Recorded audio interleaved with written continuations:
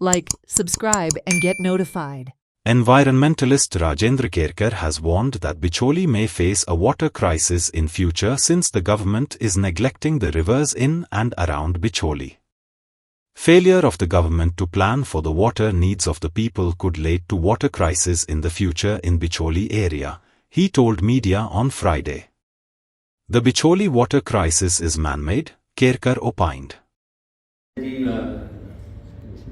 जी पाणी निर्माण जाल्लेली आसा ही खरी म्हळ्यार मनुष्य निर्मित आसा आनी आमी ह्या दृष्टिकोनांतल्यान जर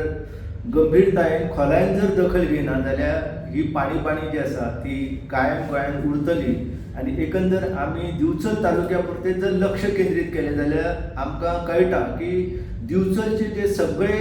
जलस्रोत आसा हे सध्या संकटग्रस्त आसा. म्हत्वाचे म्हणजे जी दिवचल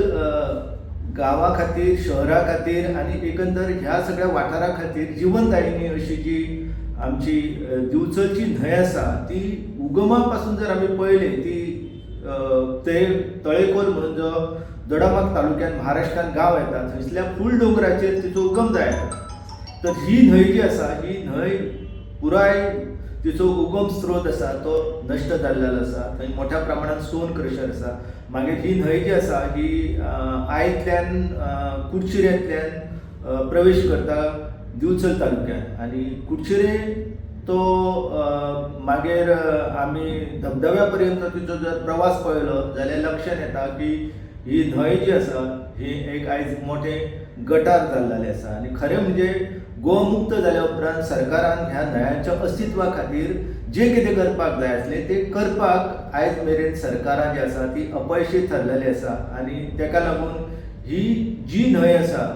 जी पयलींच्या तेंपार एक जलमार्ग म्हणून प्रभावी रित्यान तिचो उपयोग जातालो ती जर आमी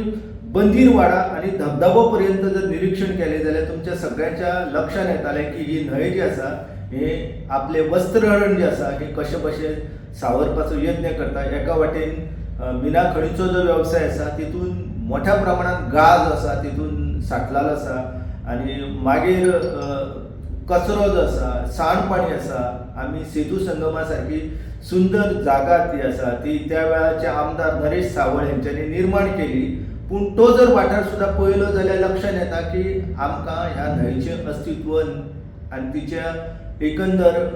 कसलेंच आमकां जाणविकाय ना आनी ह्या गजालीक लागून ही दिवचलची न्हंय जी आसा ही केन्ना नश्ट जायत हे सांगपाक येना. मागीर ही न्हंय जी आसा ती फुडें मुर्डी म्हणून पिळगांवचो जो वाडो आसा त्या